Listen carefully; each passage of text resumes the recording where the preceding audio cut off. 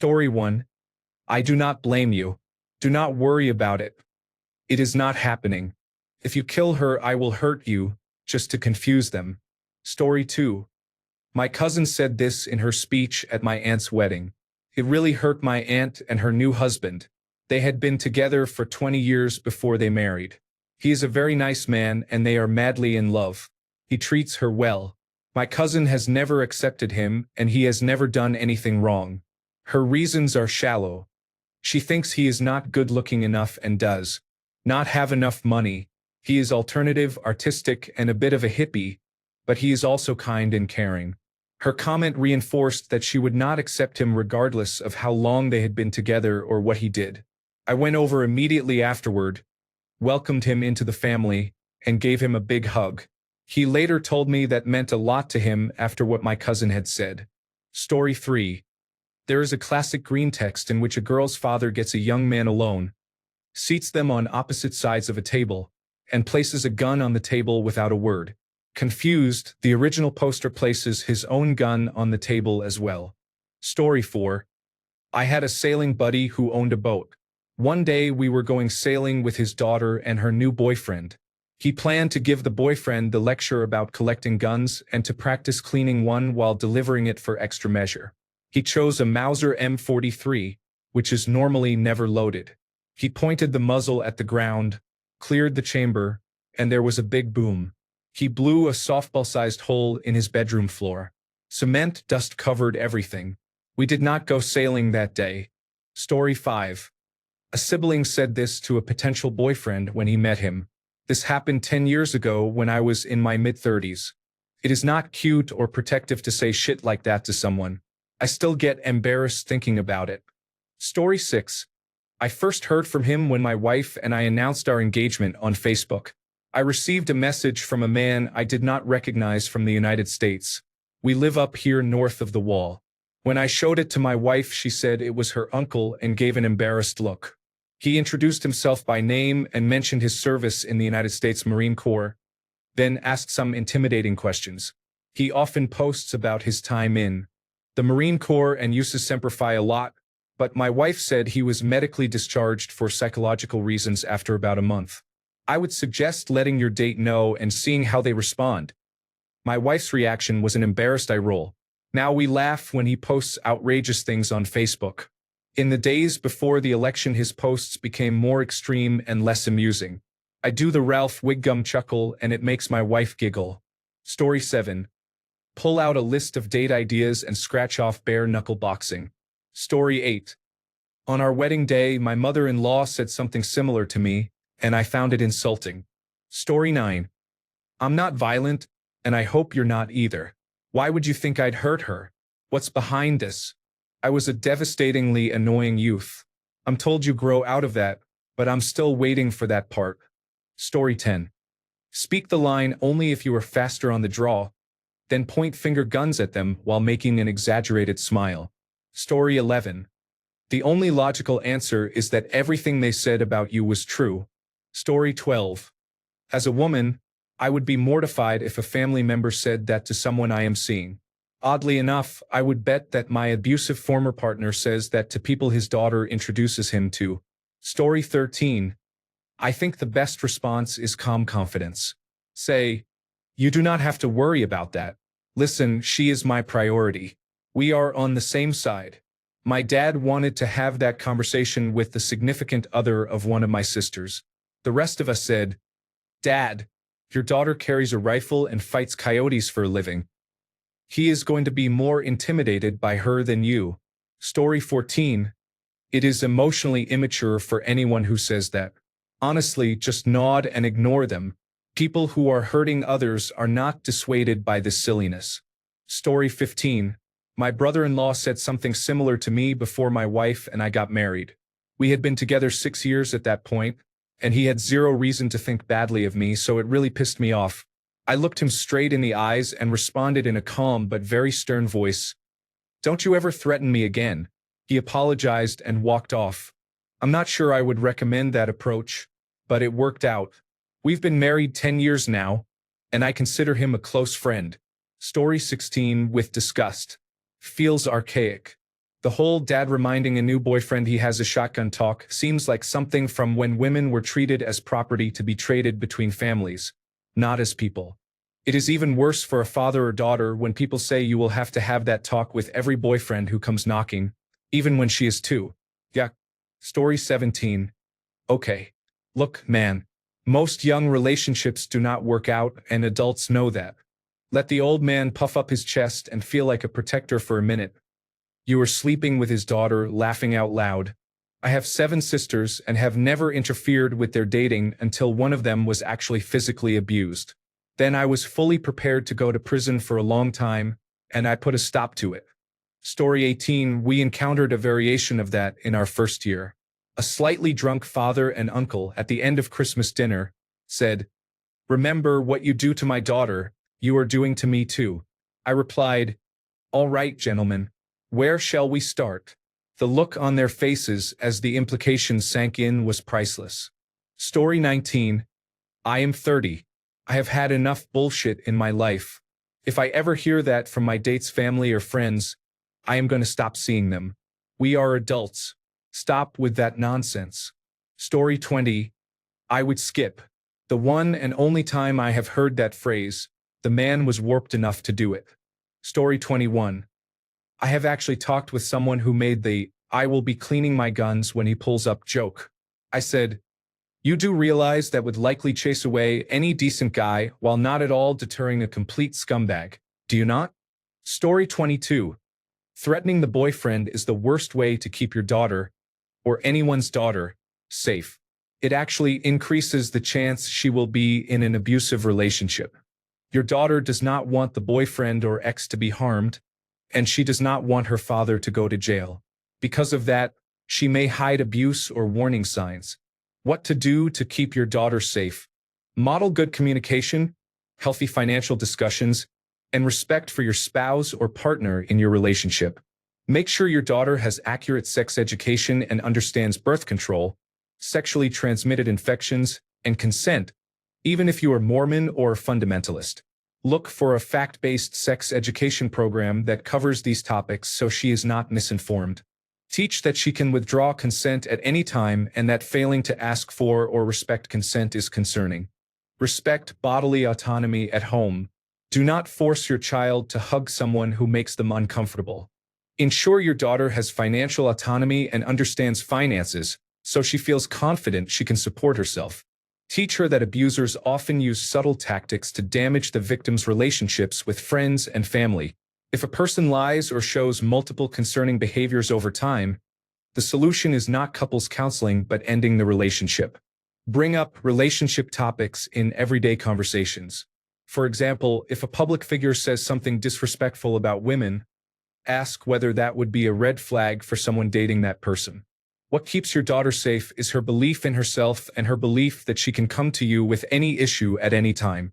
Be available and supportive. Story 23. While chuckling, "Oh wow, people say that in real life?" Story 24. The first time a former friend met my husband, she said if he hurt me, she would carve his eyes out with a rusty spoon. He laughed and said, "Okay."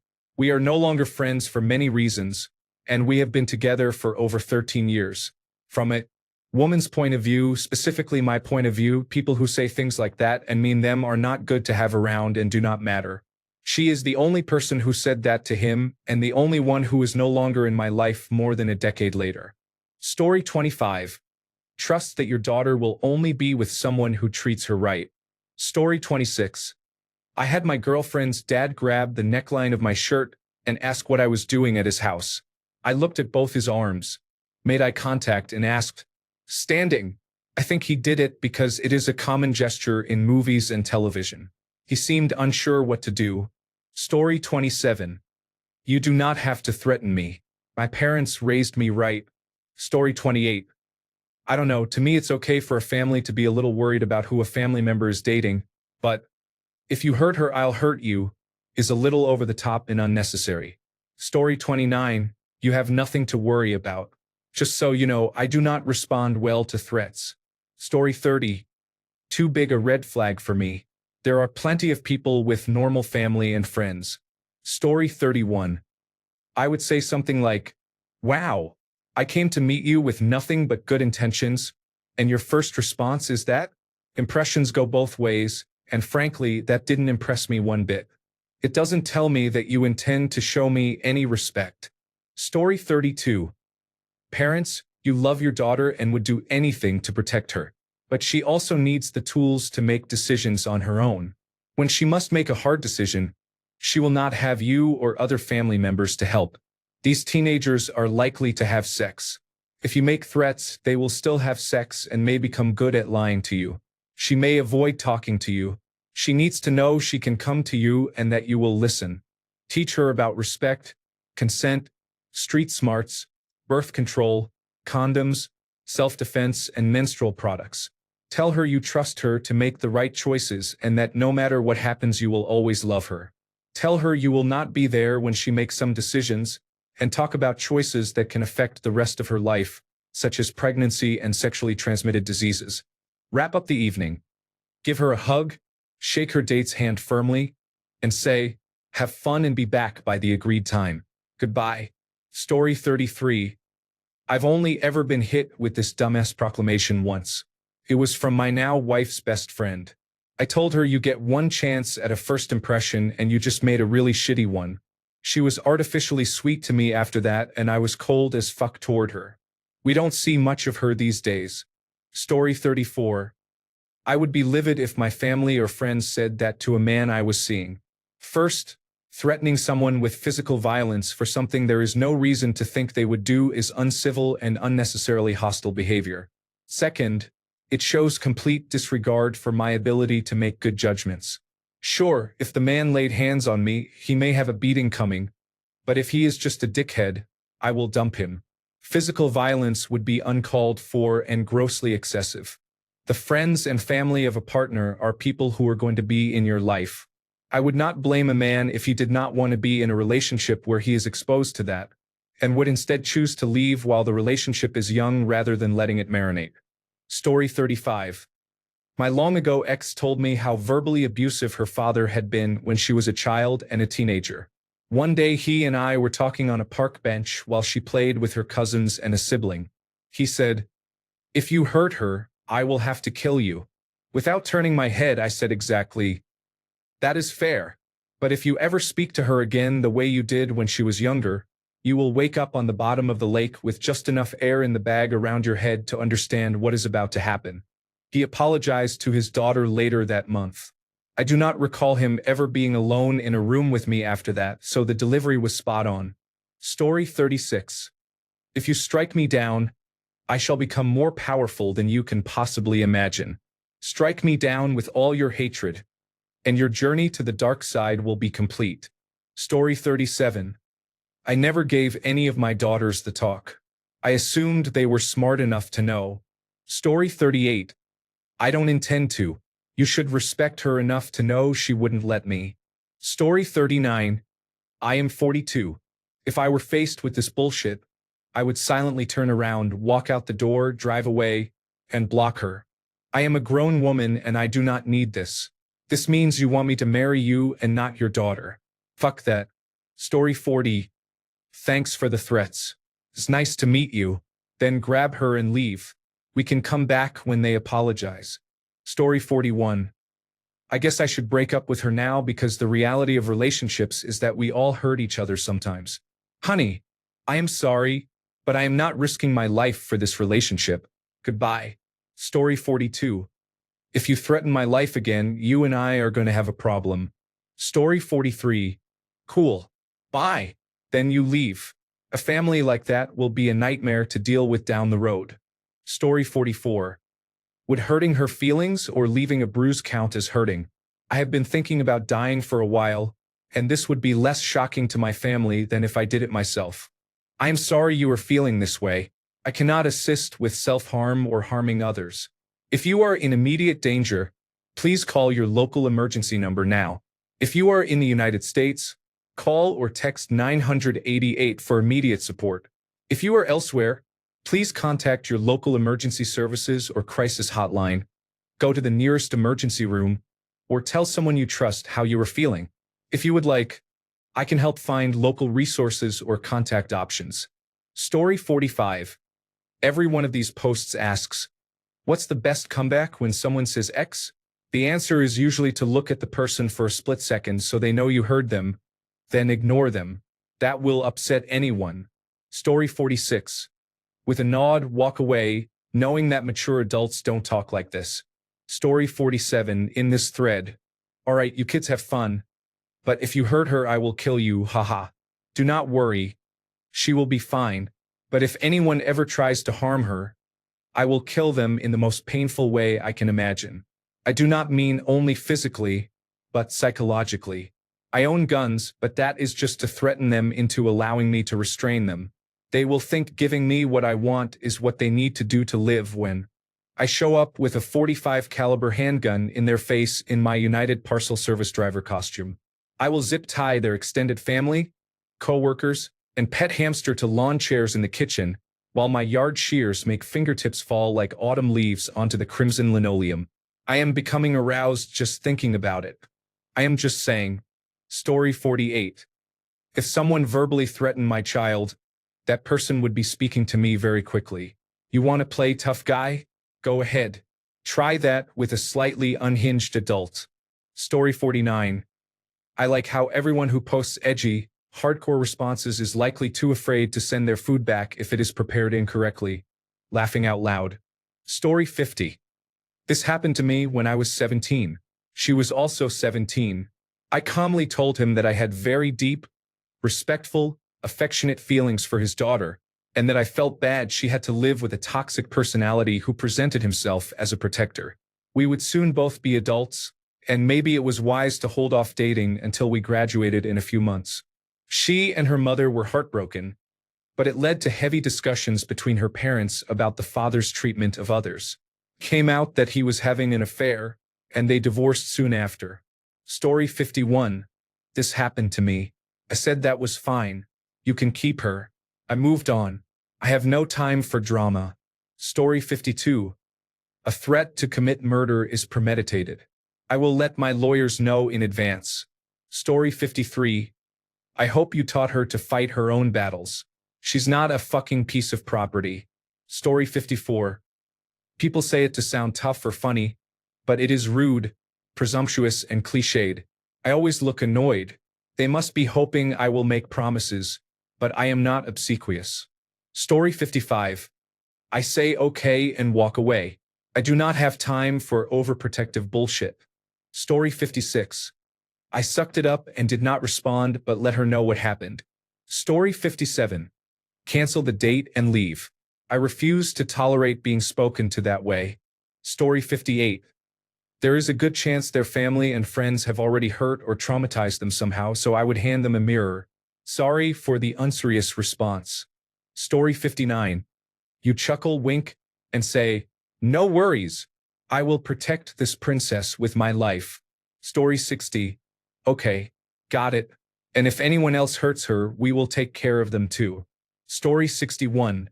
The same goes for you. I'm happy to see they mean as much to you as they mean to me. Story 62. It's not worth it. People who make threats when meeting someone are sad and pathetic. That behavior probably defines them, and they are generally not good people. Story 63. In February, on my wedding day, one of my husband's old college friends approached me after the ceremony. I was still beaming from finally meeting him and from being married. He proceeded to try to have the talk during the reception while people were dancing. Immediately after I had said my vows and pledged my devotion in front of everyone. My husband thought it was kind and meant no harm, but I was very annoyed. Story 64. I am happily engaged and have not been told this yet. Considering the amount of childhood emotional neglect and psychological trauma she has had to work through during our 7 years together, I would probably say, I wish someone had told you that 28 years ago. Story 65. All right, Rambo. Easy there, high speed. Hey, hero. Are you John Wayne? Is this me? Story 66. I have been married to your daughter for 8 years, and we have been together for 15 years.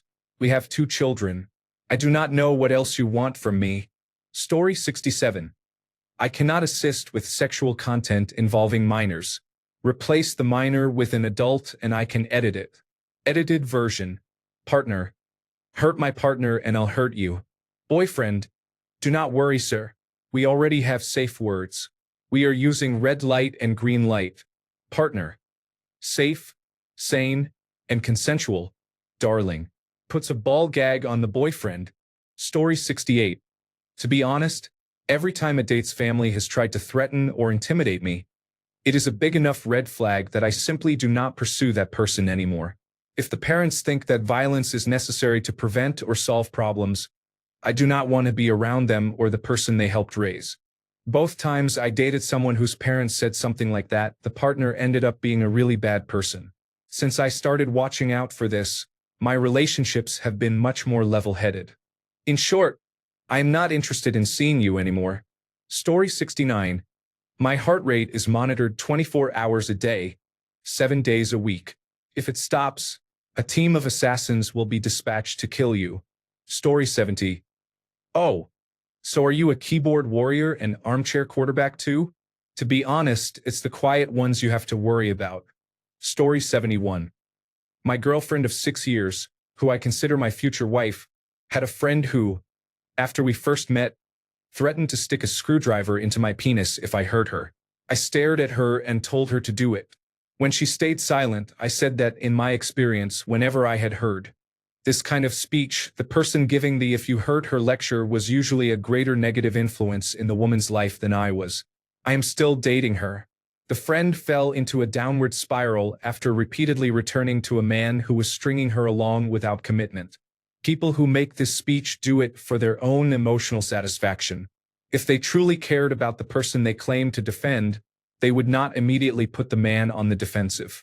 Instead, they would get to know him to determine whether he is a problem, rather than teaching the person they claim to protect how to hide things. Story 72. You have a problem if you think threatening people is the way to go. So she will obviously be safer with me than you can fathom, because I am far more moral and considerate than you seem capable of being.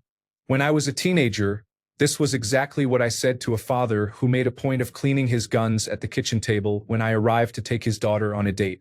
He said, "I'll hurt you if you hurt my girl." He looked at me for a long moment and said, "Okay, that's fair. I think I like that." Story 73.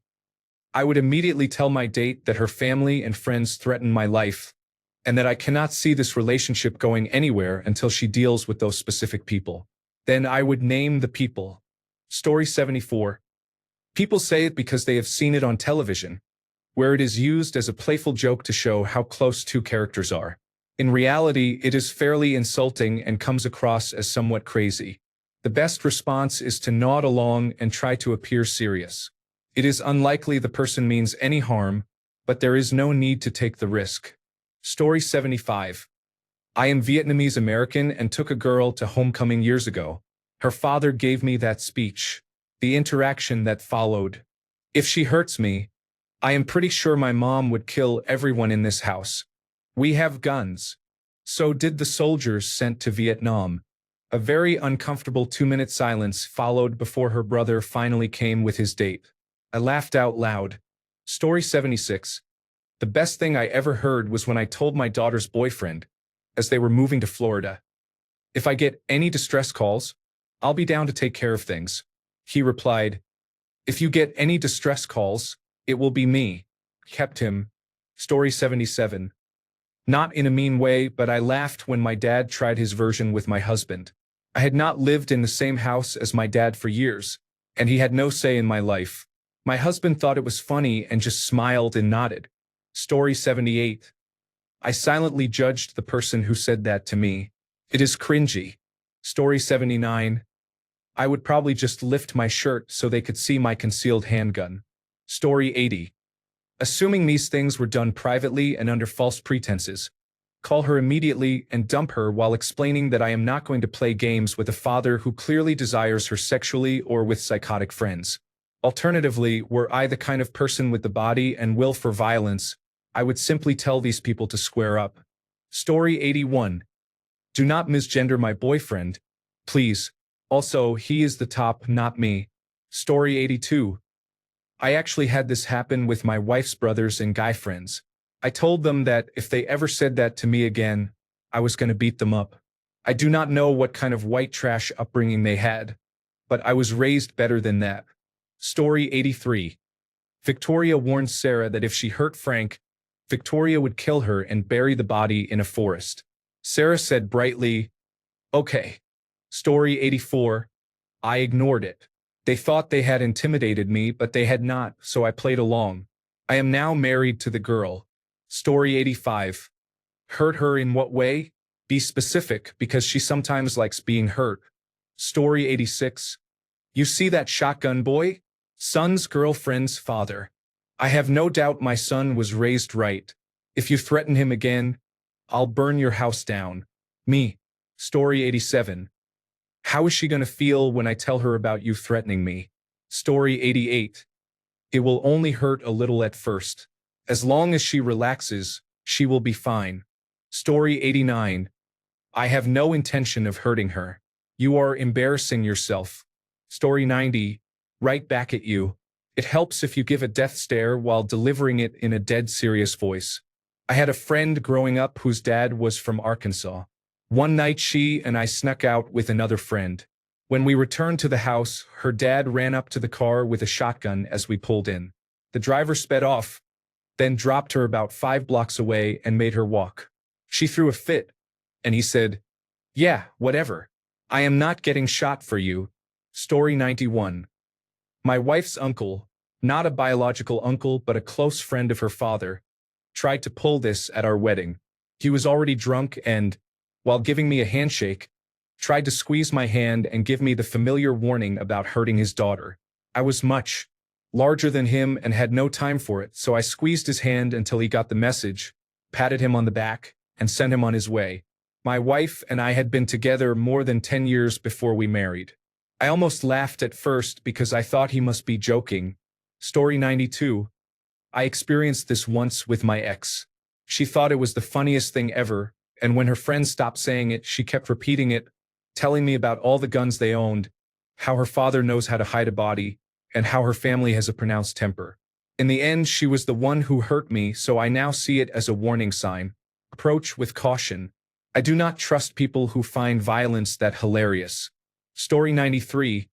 I take out a projector and do a few voice training exercises. Then I begin my presentation about the statistical likelihood of our relationship failing, the perils of monogamy, Buddhist teachings about attachment, and a full roster of all the previous women I have either broken up with or had casual sex with. Story 94. The nice response. If we break up, it will not be because I cheated on her or hit her. It will be because we discovered that we are not right for each other. Then she can go on to find someone else who is. What is wrong with that? The not-so-nice response. My friends and family told me that they feel exactly the same way. Story 95. If I thought you wouldn't, this would be a rescue, not a date. Story 96. A couple of people in my wife's orbit said this to me when we first met. I replied, "Please do not insult me. We just met." Story 97. If she grew up in this type of environment, she has been hurt enough already. Story 98. I laughed at my girlfriend's uncle. He stopped me in the men's bathroom at a family christening to say it. I told him he had no reason to be worried. I had been treating her very well and he could ask her if he was concerned. Then I joked that his concern should really be for her, because my aunt had said the same thing to her and my aunt was from an even scarier place than he was. He was so drunk he did not get the joke, so I just smiled and walked off. Story 99. I do not respond well to threats. I would tell the girl immediately what happened and then leave. I do not know if that is the best course of action, but it is my answer. Story 100. Don't worry. The only way she gets hurt is if I'm already dead. Story 101. Sweetie, I can promise I have listened to more true crime than you have. Story 102. My ex's older brother pulled that stunt, so I laughed and told him it did not earn any respect from me. Story 103. Sorry, I can't assist with content that sexualizes minors or involves incest. I can help rewrite this for Azure text-to-speech without sexual content. Example rewrites. When someone threatens your family, stay calm and prioritize safety. If you'd like a different tone, tell me which and I'll rewrite it. Story 104. Wow, This is the same threat my dad used on your daughter. Story 105. I wish I could remember the exact phrasing. It was something like, if you think your daughter would choose someone who would hurt her, then you haven't done a very good job of raising her. Story 106. I look them dead in the eyes and say that if that ever happens, I will do it myself. They will not get the chance. I drop a live grenade and walk away without looking back because cool guys do not turn around to look at explosions. Story 107. Have a little pride in yourself. Get up and walk out. Let the date deal with that classless nonsense. Story 108. Just understand what they want to say, be respectful, and then show it. The talk exists for a reason. As long as they do not threaten you, someone pointing a gun or similar is just a dumb way of getting the message across. I have had the talk. I understand it, but it did not change anything. I will be the best man I can be. If her father or stepfather steps out of line, they do not get a speech. If they hurt her, they would be no different from a stranger. Luckily, they are good people who treat her well. The point is, if you mean well and do your best, you have nothing to worry about. You should not have to be reminded not to cheat or abuse. People who are abusive do not care. Story 109. I would look at him as if he had just confessed to murdering a puppy. Story 110. Can't argue with that, sir, if you're looking to score points with the father. Don't worry, sir. If I ever hurt her, she'll kill me herself if you're looking to score points with her. Story 111. Double down and be more crazy. Really? Grab your gun. Put it against my head and pull the trigger. Come on, do it. No? I thought so. Story 112. My wife had an uncle who was actually her aunt's drug buddy. They ran around together for decades in the 1980s and 1990s. The family often did not know where they were or even if they were alive for years at a time. In the late 1990s, my wife and I were dating. Her grandmother passed away and these two showed up. My wife had barely met him and only knew her aunt from stories about the trouble she caused. Within a day or so, this man asked my then 17-year-old girlfriend to come sit in his lap and get to know each other. She told me and I was furious, but she asked me not to say anything because of her grandmother's death. They would be gone in a day or so. I went against my instincts, but I honored her request. A few days later, I finally met him face to face.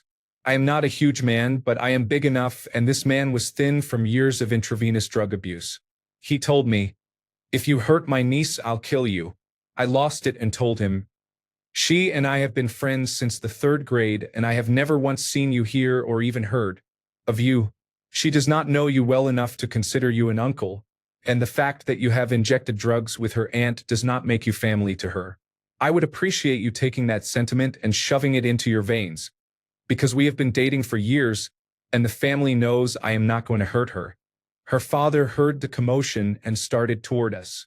As he approached, I added, "And so help me God, if you ever ask any underage girl, much less my girlfriend, to sit on your lap and get to know each other, I will kill you twice." Next thing I knew, my father and I were standing shoulder to shoulder, staring at him. He did not know about the lap incident. I had gone against her wishes, but I felt it was time for everyone to know. Needless to say, it was handled. They did not remain long, and the man avoided me every time I came near. My now father-in-law appreciated that I spoke up and assured her that she could always report things like that. She was naive and tried to keep the peace, but she knew he meant it. He later told her as we got engaged that was the moment he knew I was the one he wanted her to marry, because I would do what was right even if it went against her wishes and was not afraid to stand up to her own family for her safety. We have a wonderful relationship to this day. He is one of my favorite people in the world, and her real uncles and I get along well too. Story 113. My best friend forever's new husband said, "From what I hear, the bunch of you have hurt her plenty. I'm going to help her with that." She remained silent, and crickets chirped in the distance. Story 114. That whole shtick is cringeworthy. I cannot think of a single incident in which a dad or brother followed through with any of that tough guy talk when the situation warranted it. Story 115. I know, but that is never going to happen. I was warned on my wedding day after a 4-year courtship during which I spent a lot of time with her large family. A distant cousin I had never met shook my hand, pulled me in close, and delivered the message. That was over 20 years ago. We have an amazing relationship, and I have not seen that cousin since. Story 116. Wow. The fact that your mind automatically goes there makes me reconsider going on this date. Please tell her I changed my mind. Have a nice evening. Story 117. Well, I have no intention of doing that, but I get it. Thanks for the heads up.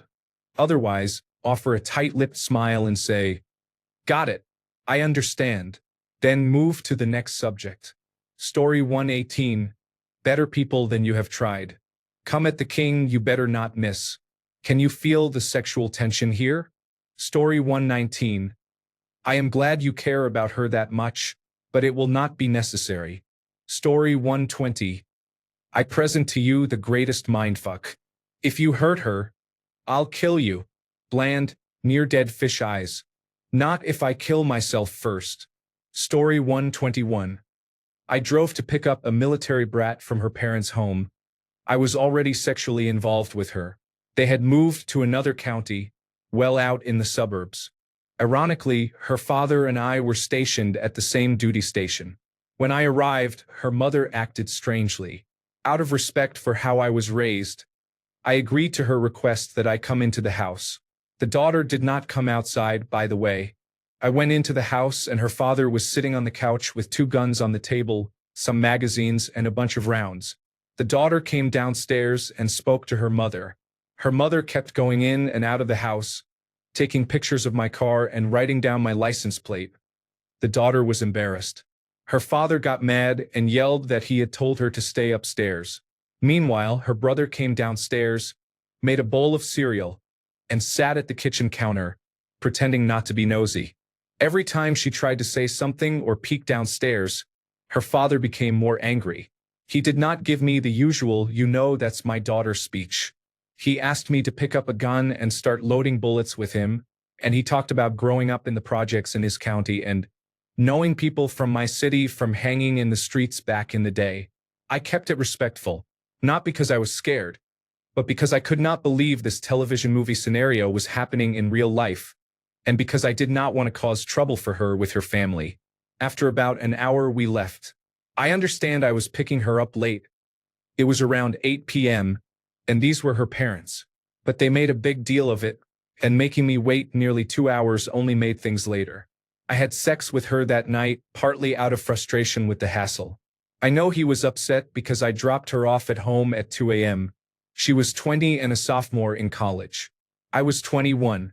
No wonder she used to sneak out and had many sexual partners and a rebellious spirit. She was right about how her parents being so strict pushed her toward feminism, which she embraced, by the way. I think she was the first black feminist I had seen in my life. Her experience and the parents' strictness influenced how I think about parenting if I ever have a daughter. Story 122. That's okay. My family would like to have the same talk with her, and they will probably say the same. Is that okay? Story 123. Probably just okay. Then I will go see her and mention her father and brother trying to control her life. Story 124. Maybe we don't need to start building a faulty bridge that we are not going to cross. Mine is bigger. That one is saved for the blatant chest pounders. Story 125. Do not worry, sir. If your daughter gets hurt, it will be after I am killed. They will have to do it over my dead body. Story 126. I'll make sure any money I leave behind goes to your prison canteen account. Story 127. In that situation, I sincerely ask how they would kill me and dispose of my body. Story 128. Once I met the father of a girl who told me, "If you lie to me, I will shoot you." I am not one to stand there and accept a threat. So I said, "If you are going to shoot me, then do it." He then made excuses. I gained a lot of respect from him that day. Story 129. Do you honestly think you raised your daughter to date someone so likely to hurt her that you have to threaten that person's life? That seems like your problem. Story 130. Don't worry. I am a firm believer in murder-suicide. Story 131. I do not. That is cringeworthy and gives me secondhand embarrassment. Story 132. If she kills me, I will haunt you. But seriously, it is a hard one to navigate. It is a stupid, childish comment meant to frighten. They know they will not do anything, but they want to feel badass. They also want to know you are not too much of a pushover in case you have to defend her. However, they do not want to be blatantly called out. Last time someone said that to me, I smiled and said I respect the thought, but it will not happen. Story 133. Run. You do not want that drama for the rest of your life. Story 134. You should probably call the police and press charges for threats. This is not a funny joke. Story 135. I am disabled, so when her friend said this to me, I told them that if she does not like me or if I try to do anything to her, she can simply walk away because I cannot chase after her. My date laughed at that. We have been together for 2 years. Story 136. Yeah, I am not a confrontational person. I do not deal with death threats. Honey, yeah, your family has made it pretty clear they have no intention of accepting me or our relationship, and I am not going to jump through hoops like a circus clown to get them to like me, so I am leaving. I am sorry things did not work out. I will have a mutual friend pick up your stuff from my place. Then I walk out the door. Story 137. I tell them that it never scared me when I first started dating in middle school, and it does not scare me now as a grown man. I always shut it down. Story 138. If you hurt her, I will kill you. This shows that you are serious about her and willing to protect her at all costs. Story 139. I would just say, so you're a real tough guy. It's good to know. Story 140. Sir, if I hurt your daughter, I'm pretty sure she'll kill me herself. Story 141. I was going to say the same to you, but I don't go around sabotaging relationships by threatening people I just met. Story 142. If you hurt my friends, then you hurt my pride. I got to be a man. I can't let it slide. I am a real American. I fight for the rights of every man. Story 143. Usually I make it clear that I am not taking it seriously by teasing them, for example, no, not your cousin Joey. Story 144. Don't worry. I always protect my kittens. I'm a good daddy. Story 145. I would tell them that those statements create a paradox. I would want to leave her because of her rude family, which, funnily enough, would hurt her. Story 146. Honestly, I would probably leave. Have fun explaining to your daughter why she does not have a date tonight. Story 147. My ex-girlfriend's best friend was 21 and I was 18. She said that to me, and I told her I am super glad we get along so well and that she is very welcoming. Story 148. Same, bro. If you hurt her, I am going to have to step in and remove you for messing with my woman because you all did not raise her to be able to advocate for herself properly.